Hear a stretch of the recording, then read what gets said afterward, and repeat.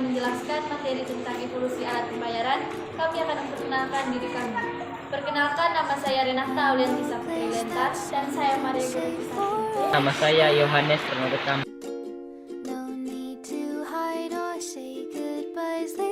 Alat pembayaran yang pertama adalah barter. Barter adalah kegiatan tukar-menukar barang yang terjadi antara dua pihak tanpa perantaraan alat tukar yakni uang.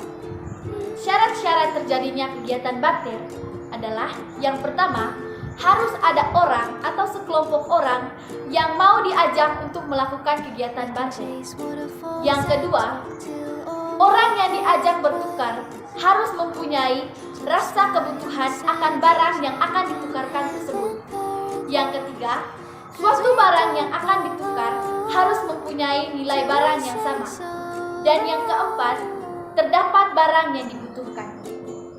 Jenis-jenis barter adalah yang pertama adalah barter langsung, yang kedua barter alih, dan yang ketiga timbal beli. Kelemahan sistem barter sendiri adalah yang pertama, sulit menyimpan barang atau komoditas. Yang kedua, sulit menentukan kadar nilai barang. Yang ketiga, sulit dalam bertransaksi. Yang keempat, alat tukar sulit untuk dipecah. Dan yang kelima, alat tukar sulit untuk dibawa. Sedangkan, kelebihan dari sistem barter ini adalah yang pertama, dapat saling mengenal satu sama lain. Dan yang kedua, sikap toleransi terhadap sesama.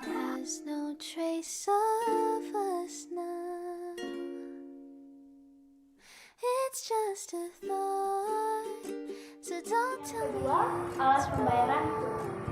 Alat pembayaran tunai atau cash adalah alat yang digunakan untuk melakukan pembayaran terhadap suatu interaksi secara tunai.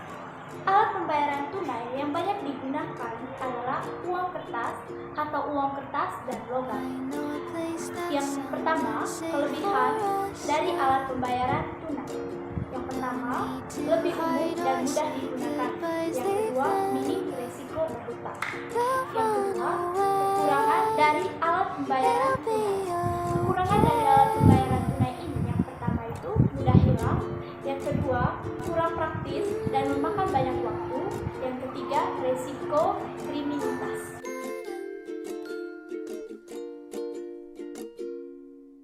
We can chase waterfalls and talk till all my hair dries. Ketiga adalah alat pembayaran non-tunai berbasis kertas atau paper-based.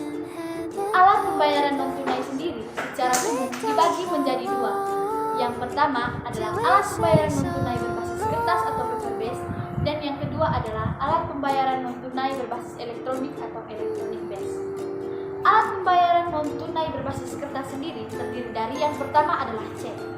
Cek adalah suatu perintah kepada bank untuk memindahkan sejumlah dana. Yang kedua adalah giro billiet. Giro billiet adalah surat perintah nasabah untuk memindahkan sejumlah uang dari rekeningnya ke rekening nasabah lain yang ditunjuk. Yang ketiga adalah nota debit. Nota debit adalah warkat atau surat yang digunakan untuk menagih nasabah bank lain melalui clearing. Dan yang keempat adalah nota kredit. Nota kredit adalah berkas yang digunakan untuk memindahkan sejumlah dana non-tunai ke rekening nasabah melalui clearing. It's just a thought, so don't tell me it's wrong. Keempat, APMK. APMK, alat pembayaran menggunakan kartu. Alat pembayaran menggunakan kartu adalah alat pembayaran berupa kartu kredit dan kartu ATM atau debit. Macam-macam kartu APMK.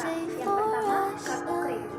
Kartu kredit adalah APMK yang dapat digunakan untuk berbelanja pada pedagang yang sumber dananya berasal dari pinjaman atau kredit yang diberikan penerbit serta dikenakan bunga atau denda jika membayar setelah jatuh tempo atau angsuran.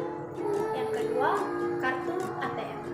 Kartu ATM adalah APMK yang dapat digunakan untuk melakukan tarik tunai, cek saldo, transfer dana antar dan intrabank. Sumber dana berasal dari simpanan dan saldo simpanan akan berulang secara langsung pada saat transaksi.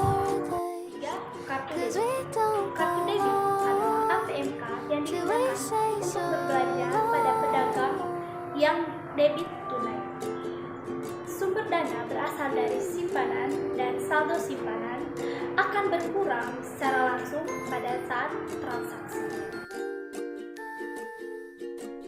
We can live in this lovely dream.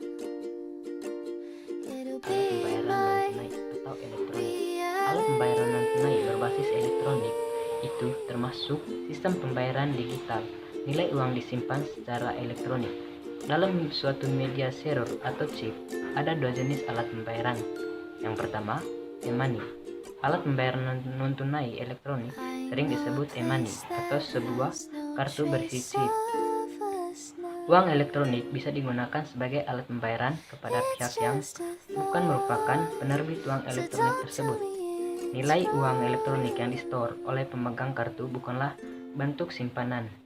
Jadi, akan ada bunga dan tidak dijamin oleh lembaga penjamin simpanan atau LPS. Dan yang kedua, e-wallet.